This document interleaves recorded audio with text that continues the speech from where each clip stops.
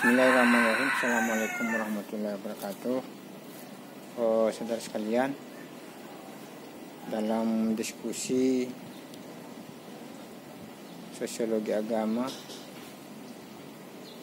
di sosiologi agama 2, ada beberapa hal yang berkembang dalam diskusi tentang teori-teori kebenaran dalam pandangan berbagai agama dan pandangan berbagai ilmu pengetahuan.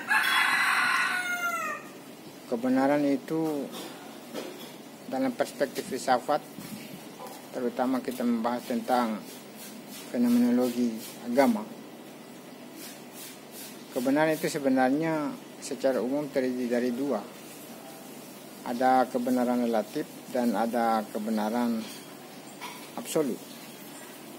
Tetapi dalam perkembangan ilmu pengetahuan dan teori-teori serta paradigma, maka teori-teori kebenaran itu menjadi banyak. Antara lain, yang pertama, teori spekulatif. Teori spekulatif itu atau spekulativisme itu muncul dari ajaran filsafat. Kenapa?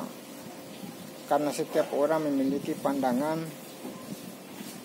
yang benar sesuai dengan pertimbangan akal mereka masing-masing. Yang penting dia bisa membela kebenaran ketika kebenaran itu diperebutkan dan diperdebatkan. Teori spekulativisme ini sebenarnya awal munculnya pada masa Sokrates. Ketika Sokrates pada masa itu menyebut bahwa kebenaran itu ada subjektif, kebenaran itu ada relatif, dan kebenaran itu ada absolutis. Di subjektivisme itu muncul pemikiran-pemikiran yang spekulatif. Contoh, ketika seseorang terlambat untuk menghadiri suatu pertemuan, ditanya, "Kenapa kamu terlambat?" "Saya terlambat, pasti ada alasannya. Boleh jadi terlambat karena macet jalanan, atau terlambat memang karena ada urusan lain." Sehingga yang bertanya itu puas terhadap jawaban diberikan oleh orang yang ditanya. Itu menunjukkan bahwa kebenaran yang disampaikan itu meskipun dia berada pada posisi yang salah, tetapi karena argumentasi yang spekulan itu dapat diterima oleh pikiran. Ternyata di dalam ilmu pengetahuan itu atau filsafat menerima istilah namanya spekulatif. Jadi secara ilmiah diterima. Yang kedua adalah teori relativisme. Relativisme itu sebenarnya muncul juga dari teori ilmu pengetahuan. Kenapa? Di dalam ilmu pengetahuan itu tidak memiliki kebenaran yang absolut, selalu berubah. Karena dari relativitas kebenaran itu, maka muncullah kebenaran temporer. Kebenaran temporer itu adalah kebenaran yang benar pada saat, pada waktu ketika dia memiliki argumentasi yang ilmiah. Tetapi ketika ada muncul lagi pemikir-pemikir atau temuan-temuan baru, dia akan gugur dengan sendirinya. Misalnya yang pertama, teori Lamarck. Dalam teori Lamarck mengatakan bahwa jerapah yang panjang lehernya yang bisa melanjutkan kehidupan, sedangkan jerapah yang pendek lehernya tidak bisa melanjutkan kehidupan. Karena itu terjadi dalam hidup ini ada seleksi alam. Sesuatu yang besar itu akan menyusut, mengalami kekecilan. Misalnya seekor kuda misalnya bisa menjadi seekor kucing kalau terjadi seleksi alam. Ternyata teori Lamarck itu dengan istilah seleksi alam dibantahkan oleh teori abiogenesis. Abiogenesis itu mengatakan bahwa kehidupan itu berasal dari planet lain yang aktif masuk, ya. Sehingga dia mencoba bahwa kehidupan itu berasal dari kehidupan. Dia ambil contoh 2 daging, satu dagingnya dikasih masuk toples, yang satu toples yang pertama ditutup, toples yang satu dibuka. Jadi yang bisa hidup makhluk baru itu adalah toples yang terbuka. Oleh karena itu, saudara sekalian, bahwa ternyata teori biogenesis atau abiogenesis itu mengalami suatu relativitas. Karena itu, setelah teori abiogenesis muncul teori Lazarus Palazzani. Lazarus Palazzani menyebutkan bahwa omne vivum ex ovum, omne ovum ex vivo. Telur berasal dari ayam, ayam itu berasal dari telur. Tetapi kebenaran yang ada pada teori Lamarck, teori omne vivum ex ovo, omne ovum ex vivo, itu juga terbantahkan sampai muncul pada teori-teori pengetahuan yang kita dengar. Ada teori Darwin. Darwin mengatakan bahwa terjadi revolusi. Ternyata revolusi itu menyebutkan bagaimana manusia itu dalam melakukan suatu perubahan ada terjadi evolusi di dalam kehidupan. Ternyata semua teori ini terbantahkan dengan munculnya pemikiran-pemikiran, misalnya bagaimana teori Boyle, teori gravitasi dan seterusnya. Itu makanya disebut di dalam itu bahwa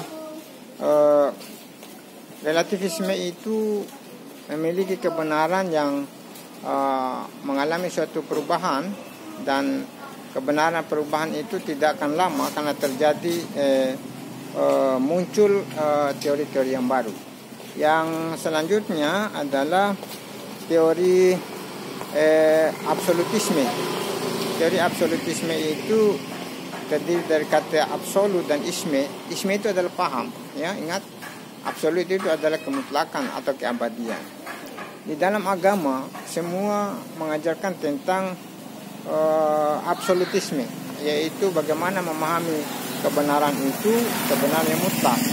Karena itu Al-Quran, kitab Injil dan semua yang ada pada agama itu, kitab-kitab yang terdapat pada suatu agama itu adalah teori absolutisme. Kenapa? Absolutisme itu memang meyakini bahwa kebenaran itu satu-satunya yang mutlak. Akan tetapi dalam ilmu pengetahuan, teori absolutisme itu sering diangkat, ya, dikemukakan oleh para filosof. Misalnya, bagaimana absolutisme terhadap eksistensi manusia. Manusia itu adalah makhluk yang Superman. Friedrich Nietzsche misalnya, seorang filosof eksistensialisme dari Jerman, dia mengatakan bahwa tidak ada yang abadi. Yang abadi itu hanyalah sesuatu perubahan dan kemampuan. Jadi manusia Superman itulah manusia yang absolut. Nah, ini sebenarnya muncul teori-teori absolutisme seperti ini adalah ketidakmampuan untuk melakukan tinjauan kebenaran secara komprehensif, ya. Makanya jangan heran di dalam filsafat itu, kalau kita mau melihat secara runtut, ada namanya kebenaran subjektivis, ya, subjektivisme. Ada orang yang sangat egois yang mengatakan bahwa saya suka kalau pakai baju warna putih saja. Tidak bisa dibantahkan, kan itu memang yang benar. Yang kedua ada kebenaran objektif. Kebenaran objektif itu secara umum universal. Manusia percaya bahwa itulah yang benar. Itu dikatakan pohon pisang, itu pohon mangga, itu sudah objektivis, ya, objektivisme. Yang kedua teori rasionalisme. Di modern ini muncul beberapa paradigma antara lain yang saya sudah sebutkan, bahwa paradigma Kartesian. Paradigma Kartesian itu adalah yang senantiasa mengandalkan akal secara mengagungkan akal, itu disebut dengan rasionalisme. Itu yang dikemukakan oleh René Descartes. Dan dia juga berhenti dengan bagaimana akal mampu memahami sesuatu yang tidak pernah dilihat. Itu terjadi tesa, antitesa, dan sintesa. Kemudian yang kedua, teori empirisme. Kebenaran empirisme ini terbantahkan dari kebenaran yang rasionalisme. Kenapa? Rasionalisme berhenti, muncul empirisme. Setelah itu ada teori kebenaran baru secara filosofis yang mencoba sintesa daripada rasionalisme ke empirisme, akhirnya muncul kritisisme. Dan kritisisme itu juga tidak mampu untuk mendamaikan antara rasionalisme dengan empirisme, sehingga muncul teori kebenaran idealisme. Idealisme itu cita tertinggi, the idea of good. Kebenaran yang tertinggi itu adalah kebenaran yang bisa dipikirkan, yang transendental. Itu yang disebut dengan noumenon. Akan tetapi itu juga berhenti. Bagaimana memikirkan tentang misalnya eksistensi Tuhan secara noumenon? Tidak bisa. Maka muncullah teori positivisme. Positivisme itu mencoba untuk mengukur apa yang dipikirkan secara idealistis tentang bagaimana keberadaan Tuhan, bagaimana keberadaan surga, neraka, dan seterusnya. Ternyata tidak bisa ditemukan secara idealistis, maka diukur secara validity, ya, melalui indikator-indikator ilmiah dalam teori positivisme. Berhenti juga, terjadi tesa, sintesa, antitesa. Maka muncul lagi neokantianisme, positivisme, materialisme, eksistensialisme, kemudian hedonisme, sampai totalisme. Bahkan ada yang mengatakan nihilisme.